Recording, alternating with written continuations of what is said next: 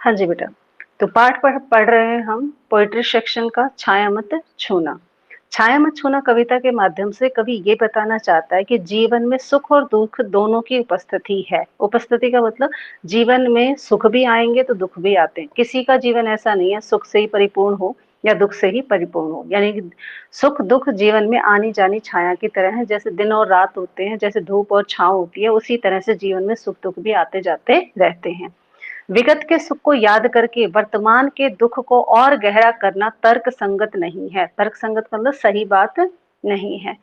विगत के सुख को, विगत का मतलब जो समय बीत चुका है, जो सुख आपका बीत चुका है, जो खुशियां आपकी जा चुकी हैं, अतीत में हो चुकी हैं, वो उनको याद करके वर्तमान के दुख को, यानी आप वर्तमान में क्या होते रहते हो, दुखी होते रहते हो, और उसे और गहरा करना अर्थात दुख को और ज्यादा गहरा करना अच्छी बात नहीं है।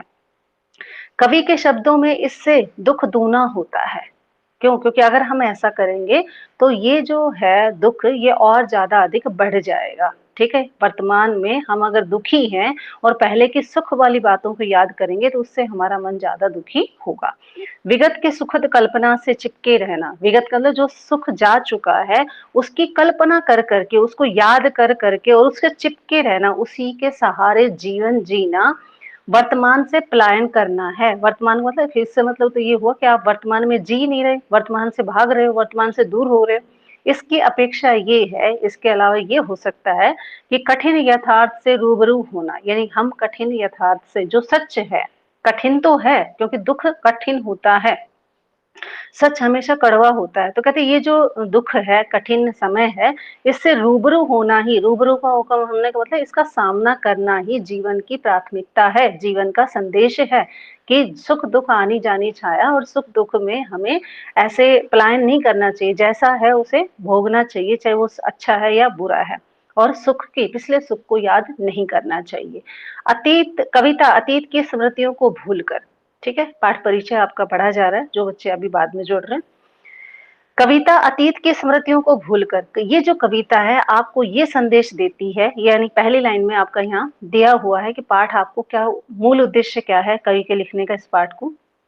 कविता अतीत की स्मृतियों को भूलकर, कविता ये कहती है कि हमें अतीत की यादों को भुलाकर वर्तमान का सामना करना चाहिए, जो समय है उसके सहारे जीना चाहिए। इससे क्या होगा, अगर हम वर्तमान में जिएंगे तो भविष्य का वर्ण करने का संदेश देती है, तभी तो आपका भविष्य अच्छा बनेगा। जब आप वर्तमान अच्छा करोगे तभी भविष्य आगे अच्छा बनेगा। अतीत को याद करने से ना वर्तमान सुधरता है ना भविष्य सुधरता है।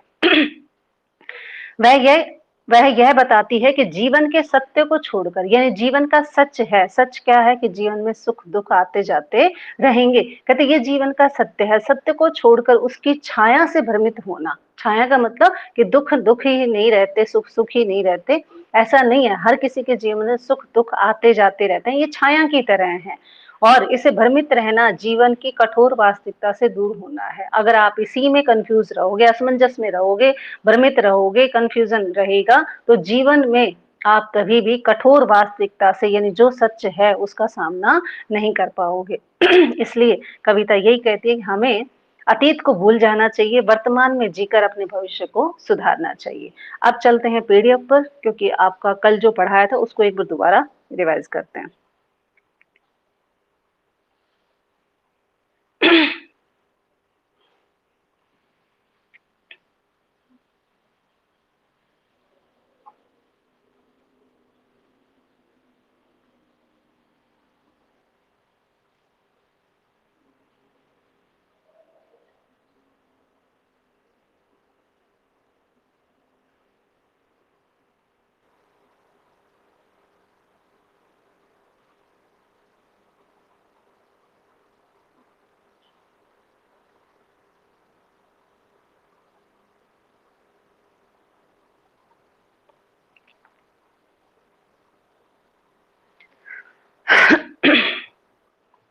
हाँ जी बेटा, ये आपका पेज आ गया स्क्रीन पर।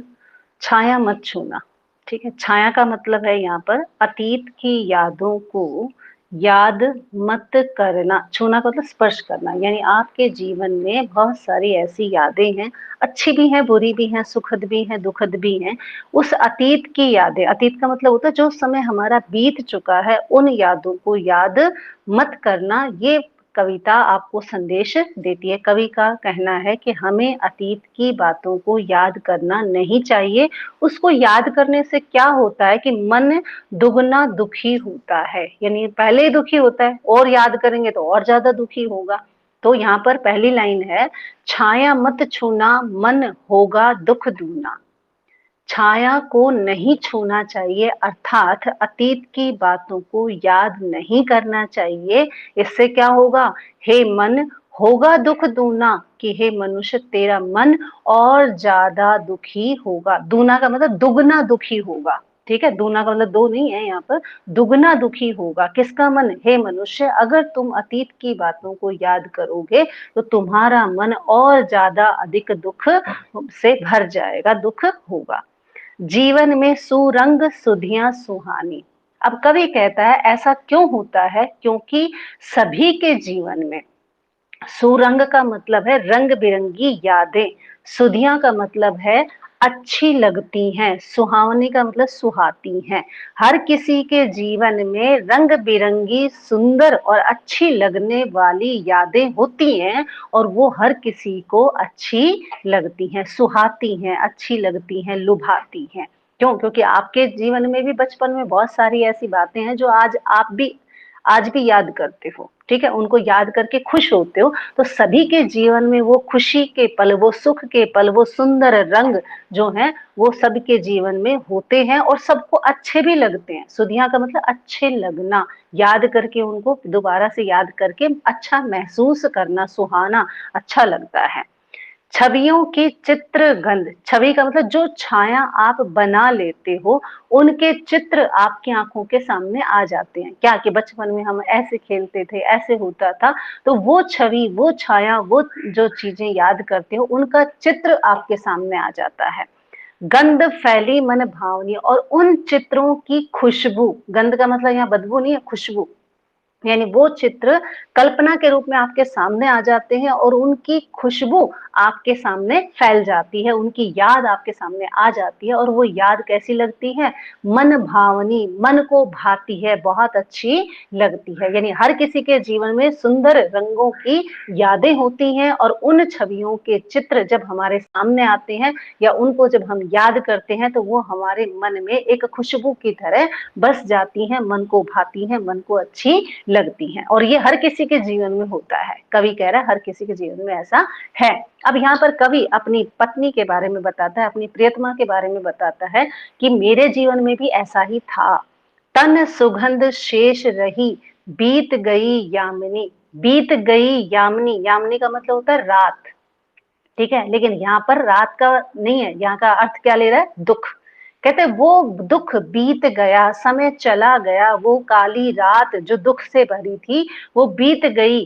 तन सुगंध शेष रही, अब तो उसके तन की अर्थात उसकी यादें अब मेरे पास शेष बची हैं। किसकी यादों की बात कर रहा है, अपनी पत्नी की बातों, यादों की बात कर रहा है कवि। कहते अब वो घनी काली रात, वो दुख से भरी रात जो है वो बीत गई है, अब तो सिर्फ और सिर्फ उसके तन की जो उसका एहसास है, उसकी सुगंध ही मेरे जीवन में बाकी है, उसकी याद ही मेरे जीवन में बाकी है। और किस तरह से बाकी है याद, किस तरह से आ रही है उसे अगली लाइन में बताता है। कुंतल के फूलों की याद बनी चांदनी। कुंतल का मतलब होता है केश, बाल, ठीक है, लहराते हुए, उसकी पत्नी के जो काले केस थे लहराते हुए, और फूलों से सजाकर वो उसे रखती थी, ठीक है, यानी फूलों से सजे हुए उनके वो बालों, लहराते हुए बालों की याद, अर्थात उसका जो चेहरा है, उसकी पत्नी का जो चेहरा है, कहते वो सारा चेहरा उसको याद आता है। और जब याद आता है तो कैसे लगती है,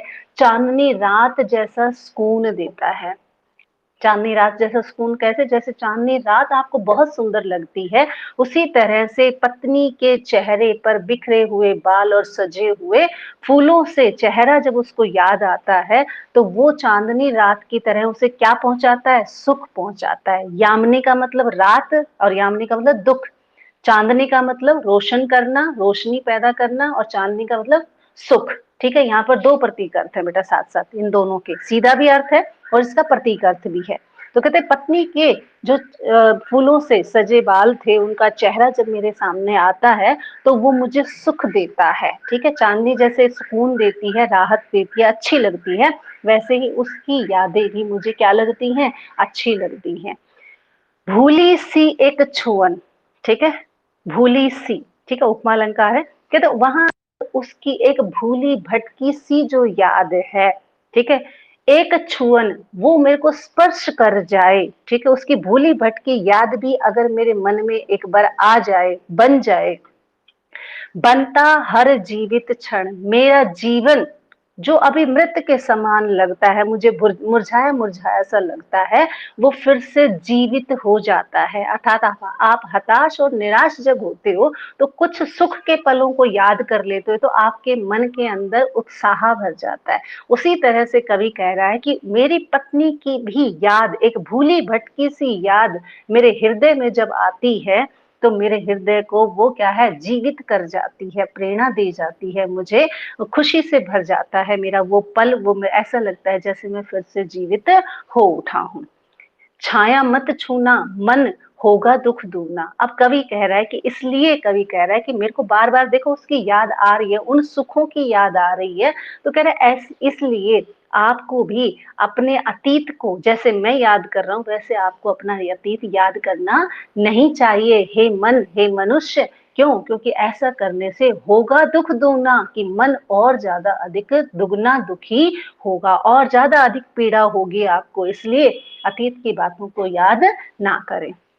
अगला पहरा है, यश है या न वैभव है। कहते इस संसार में किसी के पास यश है, यश का मतलब होता है सम्मान प्रतिष्ठा प्राप्त करना, या न वैभव है, या फिर ऐसा भी है कि किसी के पास धन दौलत है ही नहीं। ठीक है, किसी के पास मान सम्मान प्रतिष्ठा है तो किसी के पास धन दौलत है ही नहीं।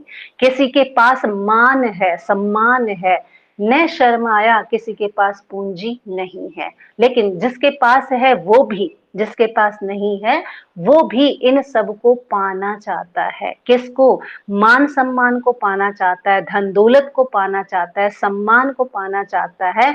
न शर्माया, शर्माया का मतलब पूंजी, पैसा, दौलत, उसे भी वो पाना चाहता है। हर कोई व्यक्ति, जिसके पास है वो भी, जिसके पास नहीं है वो भी, यानी इस संसार में कोई प्राणी ऐसा नहीं है जो मान सम्मान यश प्रतिष्ठा और पैसे का भूखा ना हो। क्यों? क्योंकि मानव इच्छाएं हैं, जागती रहती हैं, और क्या है, मनुष्य जो है उनके पीछे भागता रहता है।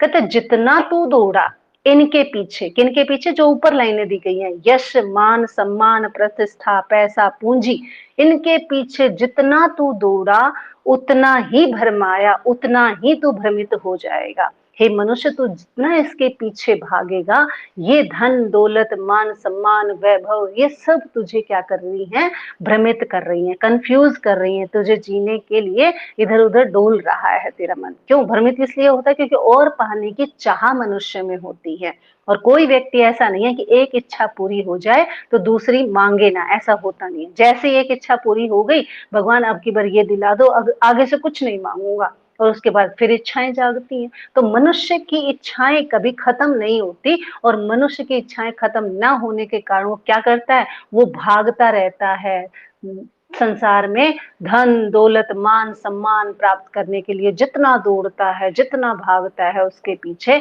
उतना ही ज्यादा भ्रमित होता है, माया जाल में ज्यादा फंसता चला जाता है। प्रभुता का शरण बिंब केवल एक मृग तृष्णा है। प्रभुता का मतलब होता है बेटा बड़ा बनने का जो सपना है। ठीक है, प्रभुता का मतलब होता है बड़ा, ठीक है, बड़ा बनने की चाह, का शरण, उसकी शरण में जाना, यानी बड़े बनने के लिए आप जिस मार्ग पर चलने की सोच रहे हो। बिंब का मतलब होता है चित्र बना लेना, चित्र बना लिया आपने भी कि मेरे 99.9 ही आ जाएं, मैंने सोच लिया और मैं सोच रही हूँ नहीं मेरे बच्चे भी क्या है सारे 90 पार हो जाएं, ये मेरा भी प्रभुत्व है, मेरा भी सपना है, आपका भी सपना होता है। तो वो जो बड़ा बनने का जो सपना सब लोग देखते हैं, उसका एक बिंब हमारे सामने बन जाता है, एक चित्र हमारे सामने बन जाता है, एक छाया हमारे सामने बन जाती है। कहते जो छाया आपने बनाई है, जो चित्र आपने बनाया है, जो कल्पना आपने की है, किस चीज की, बड़ा बनने की, कि मैं बहुत बड़ा बन जाऊं, मैं अमीर बन जाऊं, मेरे पास ये हो, मेरे पास वो हो। कहते ये बड़ा बनने का जो सपना है केवल मृग तृष्णा है। कहते ये तो केवल, मृग का मतलब हिरण, तृष्णा का मतलब प्यास। जिस तरह से मृग होता है उसकी प्यास कभी नहीं बुझती, उसी तरह से मनुष्य की इच्छाएं भी कभी खत्म नहीं होती। और यहाँ पर जो दूसरी मृग तृष्णा का दूसरा अर्थ होता है, इसका मतलब है यहाँ पर कि ये सब केवल दिखावा है, धोखा है, ठीक है, ये सब भ्रम है। यानी बड़ा बनने का जो सपना आपने देखा है, ये सपना सब धोखा है। धोखा क्यों? क्योंकि जिस पद पर आप जाओगे वो खत्म थोड़ी हो जाएगा, फिर और कुछ पाने की चाह हो जाएगी। यानी ये सब धोखा है। इसलिए कहता है कि क्यों ऐसा क्यों कहा कवि ने, हर चंद्रिका में छिपी एक रात कृष्णा है। कवि कहता है कि जैसे इसी तरह से है ये, कैसे, कि हर चंद्रिका के में छिपी, चंद्रिका का मतलब चांदनी रात, हर चांदनी रात के पीछे क्या छिपी होती है, एक रात कृष्णा, कृष्णा का मतलब काली रात, कि हर चांदनी रात के बाद जैसे एक काली रात छिपी होती है, उसी तरह से हे मनुष्य। अब इस लाइन का दूसरा अर्थ देखिए, चंद्रिका का मतलब होता है सुख और कृष्णा का मतलब होता है दुख। हे मनुष्य, हर सुख के पीछे क्या छिपा होता है, एक दुख छुपा होता है। कभी भी सुख से परिपूर्ण नहीं है मनुष्य, ना दुख से परिपूर्ण है। सुख और दुख दोनों का मिश्रण ही जीवन है। जिस तरह से चांदनी रात के बाद अंधेरी रात छुपी होती है, जिस तरह से सुख के बाद दुख छुपा होता है, ये निश्चित है कभी भी कोई भी बड़प्पन नहीं बन सकता। बड़ा पाने की जो चाह है ये धोखा है, कि हम बड़े बन जाएंगे, सब कुछ हमारे पास हो जाएगा तो हमें सुख मिल जाएगा, ऐसा संभव नहीं है। क्यों? क्योंकि ये तो माया जाल है, भ्रमित है, आपको कंफ्यूज करता रहेगा कि नहीं मेरे पास ये हो तो शायद मुझे सुख मिल जाएगा।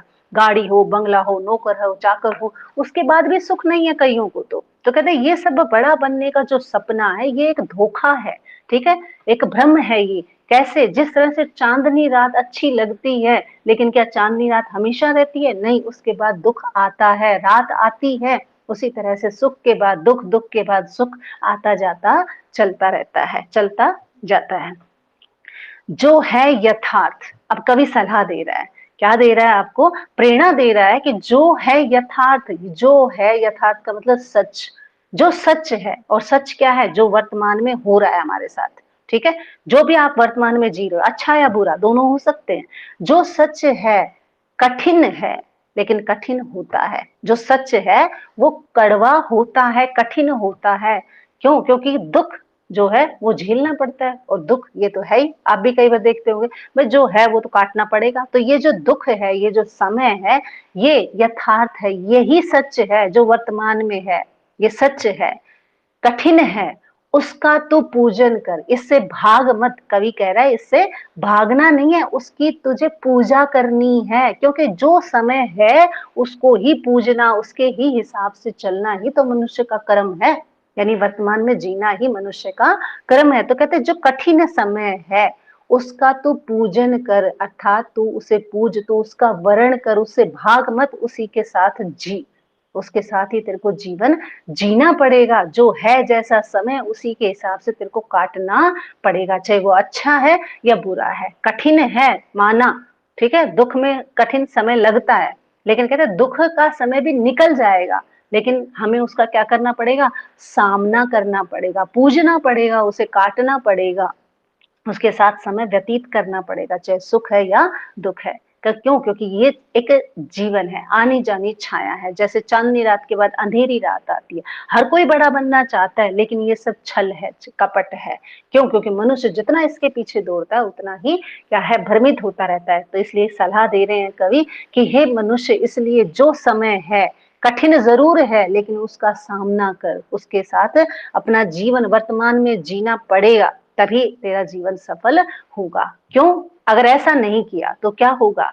छाया मत छूना, अतीत को याद मत करो, हे मन हे मनुष्य, होगा दुख दूना, मन और ज्यादा दुखी होगा। अतीत की बातों को याद करोगे तो उससे मन क्या है, और ज्यादा दुखी होने की संभावना बढ़ जाती है। क्या फायदा मिलेगा पुरानी बातों को याद करके, बीती हुई बातों को याद करके, बीते हुए दुख को याद करके, बीते हुए सुख को याद करके मन दुखी ही तो होता है।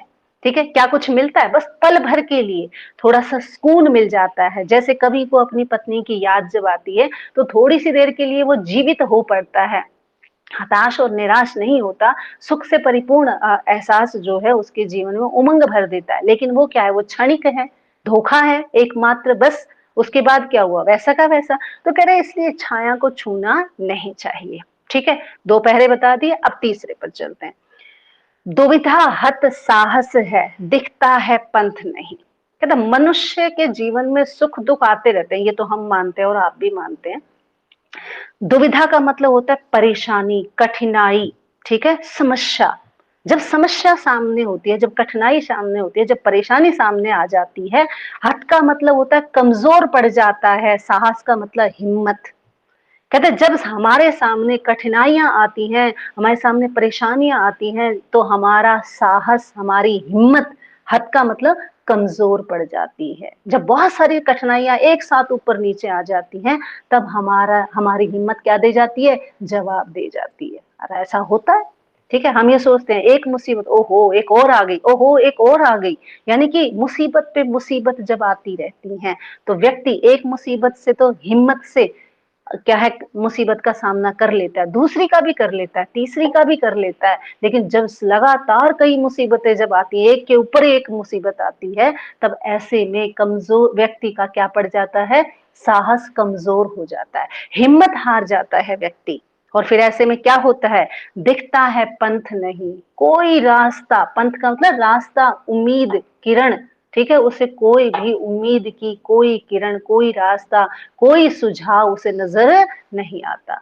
परेशानियों में जब व्यक्ति घिरा रहता है तो उसे कुछ नहीं सूझता, वो पागल हो जाता है। ठीक है, आप भी कई बार देखते होंगे, ओ यार मुझे है ना उस समय याद ही नहीं आया, इतना कंफ्यूज था ना मैं, ठीक है, मुझे समझ में नहीं आया ऐसे कर सकते हैं। तो कहते हैं ये जब आप परेशानियों से, दुविधा से जब घिर जाते हो, तब आपको कोई रास्ता दिखाई नहीं देता, वरना हर चीज का सोल्यूशन है। लेकिन उस समय हम क्या होते हैं? परेशानियों में होते हैं, कठिनाइयों में हमारा समय गुजर रहा होता है, और ऐसे में हमारी हिम्मत जवाब दे जाती है। इसलिए लोग कहते हैं कठिन समय में हिम्मत रखिए। ठीक है, और आपका समय जो है वो भी कठिन जरूर है, लेकिन कभी समय आएगा।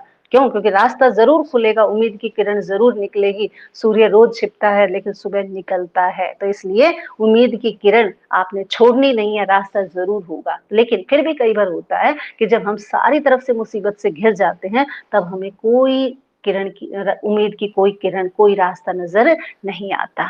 ऐसा हो जाता है। देह सुखी हो पर मन के दुख का अंत नहीं। कई बार ऐसा भी होता है कि देह का मतलब तन, शरीर सुखी होता है, यानी कि खूब ऐशो आराम है, हम एसी के नीचे सो भी रहे हैं, ठीक है, और टीवी भी खूब देख लिया हमने, मोबाइल भी खूब देख लिया, गप्पे भी खूब मार लिए, देह सुखी है, पर मन के दुख का अंत नहीं। पर मन तो अभी भी दुखी है। क्यों? क्योंकि घर के अंदर कैद होके बैठे हैं ना।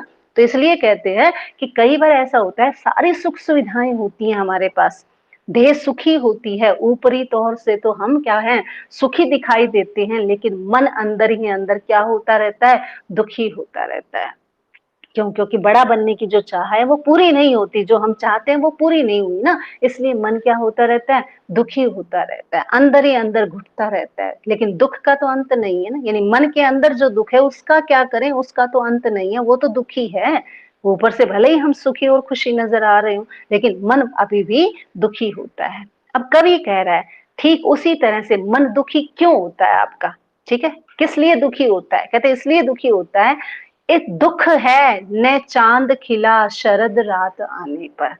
कवि कह रहा है हमारा मन, ऊपरी तौर पे तो हम सुख दिखाई देते हैं, हाँ हंसता हुआ चेहरा दिखाई देता है, लेकिन मन अंदर से दुखी क्यों होता है? कहते इस बात का दुख है, दुख है इस बात का, न चांद खिला, चांद नहीं खिला, शरद रात आने पर, शरद रात की जो पूर्णिमा होती है ना बेटा, उस दिन चांद खिलना चाहिए। पूर्णिमा को तो नेचुरल है चांद खिलेगा, लेकिन शरद रात है, पूर्णिमा की चांदनी रात है, और आप छत पर बैठे हैं मान लो, और चांद का इंतजार कर रहे हैं कि चांद निकलेगा, और उस समय चांद ना निकले। क्यों? क्योंकि समय है चांद के निकलने का, लेकिन फिर भी समय के पर चांद ना निकले तो क्या होता है? दुख होता है। ऐसे ही तुम्हारे पास भी बेटा अवसर है, ठीक है, मौका है तुम्हारे पास, ठीक है, और जीवन में मौके आते रहते हैं, और जब मौके पर कोई चीज नहीं मिलती, जिस तरह से चांदनी रात है, चांद नहीं खिलता तो दुख होता है, उसी तरह से अवसर आ जाए, मौका तुम्हारे पास होता है, समय तुम्हारे पास होता है, परिस्थितियां तुम्हारे अनुकूल होती हैं, लेकिन उसके बाद भी जब मौका हाथ से निकल जाए तो क्या होता है? दुख होता है। किस तरह से? चांदनी रात में चांद, आज पता है पूर्णिमा है और चांद निकलेगा, ठीक है, आप इंतजार में हैं, अवसर है आपके पास कि चांद निकलना चाहिए, लेकिन चांद निकलता नहीं है, अवसर खो देता है, उसी तरह से दुख होता है। उसी तरह से हमारे जीवन में भी ऐसा ही है कि सबके पास एक जैसा समय है, सबके पास है, कोई इसे अवसर की तरह इस्तेमाल कर रहा है, कोई इसे खो रहा है। तो कहते दुख है, अवसर है, समय है, इस बात का दुख है कि समय मिल रहा है तुम्हें, अवसर मिल रहा है, परिस्थितियां मिल रही हैं, लेकिन फिर भी हम पढ़ नहीं रहे, अवसर का फायदा नहीं उठा रहे, मौके का फायदा नहीं उठा रहे, और ऐसे में दुख होता है जब हमें, हमारे पास मौका होता है और मौका हाथ से निकल जाए, तो इस बात का दुख है। अब कभी भी यही कह रहा है ना कि सबके पास एक जैसा समय होता है, लेकिन कोई उस क्या कर देता है, उसे अवसर में बदल देता है, और कोई उसे खो देता है। कहते इसी बात का दुख है कि शरद रात की तरह, जिस तरह से चांद नहीं खिलता, उसी तरह से अवसर था, लेकिन आपको मौका नहीं मिला, आप चूक गए उस मौके से, तो इस बात का दुख है। ठीक है, क्या हुआ? कवि समझा रहा है फिर, कहते क्या हुआ कि जो खिला फूल रस बसंत जाने पर, उदाहरण दे रहा है कि कोई बात नहीं, अवसर था, निकल गया, दुख है इस बात का, मानते हैं आपको, ठीक है। बहुत सारे ऐसे बच्चे जो पिछले साल 10वीं में थे, ठीक है, उनके पास बहुत अच्छा मौका था, ठीक है, एमसीक्यू पैटर्न है, इस साल भी बहुत सारे बच्चे ऐसे हैं, ठीक है, तो एमसीक्यू पैटर्न में उन्होंने बहुत मेहनत की, ठीक है, लेकिन कुछ ऐसे भी रहे कि जो इतने उसमें अवसर था पास होने का, लेकिन फिर भी पास नहीं हो पाए। तो दुख है इस बात का कि सारे साथी आगे निकल गए, मैं भी उसी साल में पास हो सकता था, लेकिन आपने क्या कर दिया? अवसर खो दिया आपने, ठीक है। तो कहते इस बात का दुख होता है कि मेरे पास भी मौका था, लेकिन मौका मेरी मुट्ठी से क्या हो गया? निकल गया। फिर कवि समझाता है क्या हुआ? जो खिला फूल रस बसंत जाने पर, कहते कोई बात नहीं, जिस तरह से बसंत ऋतु आती है और बसंत ऋतु के आने पर कोई फूल नहीं भी खिलते, सारे थोड़ी खिलते हैं, लेकिन क्या करते हैं, कुछ फूल ऐसे होते हैं जो बसंत के जाने के बाद खिलते हैं, अर्थात जब मौका होता है तब नहीं खिलते, बाद में खिलते हैं, अर्थात उन्हें कब मिलता है? अवसर पर वो मेहनत ना करके कब होते हैं सफल? बाद में सफल होते हैं, लेकिन हो तो जाते हैं, यानी सफल तो हो जाते हैं। कहते उसी तरह से क्या हुआ यदि तुम्हारे हाथ से मौका निकल गया, लेकिन कम से कम अगले साल पास हो जाओगे। इस साल पास नहीं हुए तो किस साल हो जाओगे? अगले साल हो जाओगे। लेकिन क्या आप इस बात से संतुष्ट हो जाओगे? नहीं। क्यों नहीं होगे? क्योंकि जो अवसर होता है, ठीक है, जब सारे साथी आपके पास हो रहे थे तब आप पास हो जाते, इस बात का दुख है आपको। लेकिन कवि समझाता है कि जो गया उसको क्या याद करना, जो बीत गया उसको क्या याद करना, जो फेल हो गया उसको क्या याद करना। इसलिए तो कह रहा है कि अतीत को छोड़, वर्तमान को सुधार।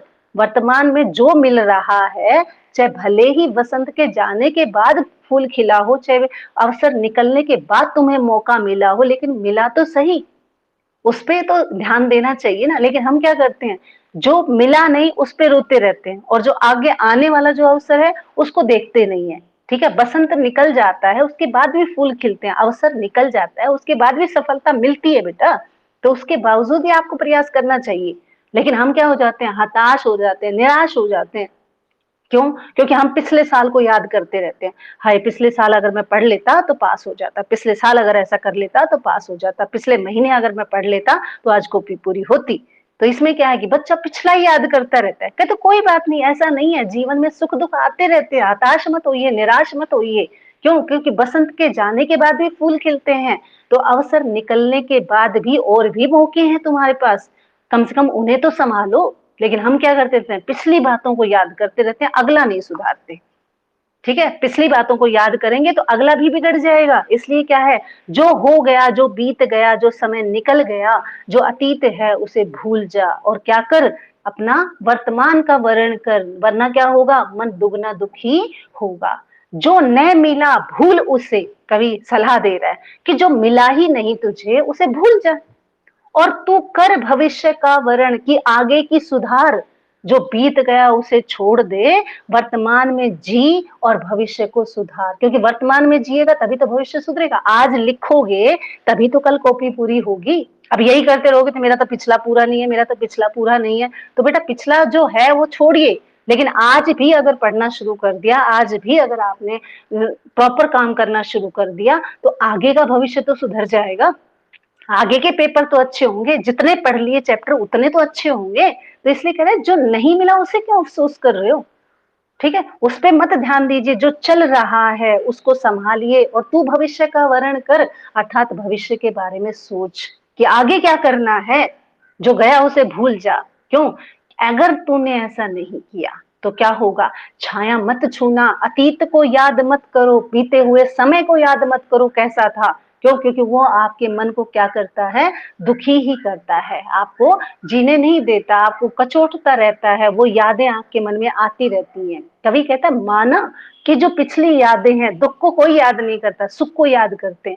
सुख को याद करोगे तो मन दुगना दुखी होगा। लेकिन वो कह रहा है कि जीवन में बहुत सारी ऐसी चीजें हैं जो अवसर आता है। ठीक है, मान लीजिए कहीं आग लगी और फायर ब्रिगेड आ जाए, समय पे आ गई तो आग बुझ जाएगी, और आग बुझाने के बाद आए तो क्या फायदा। यानी कि समय है तुम्हारे पास, अब बहुत अच्छा मौका है तुम्हारे पास। ठीक है, कहीं किसी की चकपक पक नहीं, कोई पड़ोसी, कोई आपका सीट पार्टनर आपको दुखी नहीं कर रहा, आप अकेले बैठ के शांत भाव से मेरे साथ पढ़ रहे हो। ठीक है, कितना अच्छा मौका है, मतलब घर बैठ के छाया में अपने पेरेंट्स की कस्टडी में, ठीक है, आप एक एकांत भाव से पढ़ रहे हो। बहुत अच्छा मौका है आपके पास, कोई डिस्टरबेंस नहीं है, और बहुत अच्छा बार बार पढ़ सकते हो। वीडियो आपके पास पड़ी हुई है, टीचर आपको पढ़ा रहा है, टाइम टू टाइम आपको पढ़ाया जा रहा है, लिखित काम आपका आ रहा है, वरना ओरल बोलते तो गलतियां होती 100 बार। ठीक है, लिखित पीडीएफ आ रही है, टीचर समझा रहा है, एक बार दोबारा देख लो, 3 बार देख लो, 4 बार देख लो, बहुत अच्छा मौका है तुम्हारे पास। तो ये अवसर है। ठीक है, फिर ये मत कहना जैसे चांदनी रात निकल जाती है फिर दुख होता है कि हाय रे आज तो चांदी नहीं खिला, तो ऐसा ही दुख हो जाएगा। तो मौका है, अवसर है, इसे जाने नहीं देना आपने। और फिर भी अगर ऐसा लगता है कि मौका निकल गया हाथ से, तो कहते हैं उस तरह से बहुत सारे ऐसे लोग हैं जो वसंत के जाने के बाद जिस तरह से फूल खिलता है, तो आपके पास जीवन में और भी मौके हैं आने वाले। ठीक है, तो उनको पीछे को भूलिए, जो नहीं मिला उसे भूल जाइए, आगे का भविष्य के बारे में सोचिए, आगे क्या करना है। अभी तक जो नहीं किया, ठीक है, उसको भूल जाइए, जो किया या नहीं किया, अच्छा था या बुरा था, लेकिन कम से कम अब तो हम सुधरे। क्यों? क्योंकि इससे क्या होगा, हमारा भविष्य अच्छा बनेगा। वर्तमान को सुधारोगे तब भविष्य अच्छा बनेगा, आज जब पढ़ोगे तो कल अच्छा होगा। इसलिए कवि कहता है कि हे मनुष्य, हे मन, पिछली बीती हुई बातों को याद मत करो, इससे सिर्फ और सिर्फ मन दुखी होता है और कुछ मिलने वाली चीजें नहीं है। ठीक है, और जो पाने की चाहे ये पाले वो पाले, ये सिर्फ मृत तृष्णा है। जीवन में सुख दुख आते जाते रहते हैं, हर किसी के जीवन में आते हैं। तो बेटा हताश और निराश नहीं होना। ठीक है, बहुत अच्छे से आपने पढ़ना है, बहुत अच्छे से आपने काम करना है। अभी भी समय नहीं निकला है, कोई बात नहीं, 1-1.5 महीने कोरोना में चले गए तो कोई फर्क नहीं पड़ने वाला। अभी भी हमारे पास 8-9 महीने हैं, बहुत अच्छा कर सकते हैं हम। ये हताश और निराश मत होइए कि इस तरह से पढ़ेंगे तो पढ़ाई कैसे होगी। इस तरह से भी अगर आप अच्छे से पढ़ लेंगे तो आपका जीवन सफल हो जाएगा। बस जरूरत है जो मिल रहा है उसे सही से इस्तेमाल करने की, क्योंकि आज जब सुधारोगे तो कल सुधरेगा। ठीक है, तो पाठ यहीं पे खत्म हो रहा है, पूरी पीडीएफ है इसमें। तो जिन बच्चों ने कल नहीं देखी थी क्लास, वो आज की, और कल आपकी वीडियो आ जाएगी, यही वाली आएगी। ठीक है, बनु भंडारी वाली आपको नहीं मिलेगी। चलिए,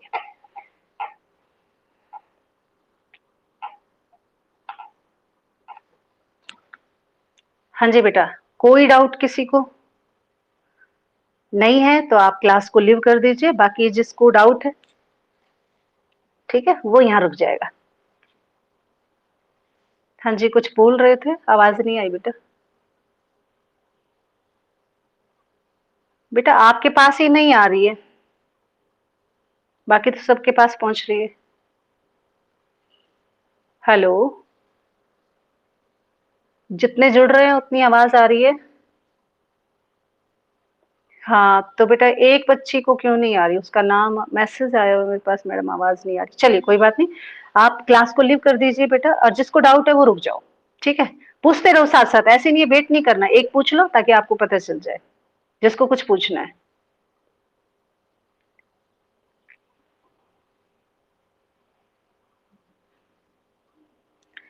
नहीं बेटा, अभी ना मैं सोच रही हूँ कि जैसे आपके सेक्शन आ जाते हैं एक बार मेरे पास, आपकी आईडी वाले नंबर आ जाते हैं, तो फिर मेरे को ये पता चल जाए इस बच्चे की नोटबुक चेक होगी, तो मैं वीडियो कॉल से चेक करूंगी।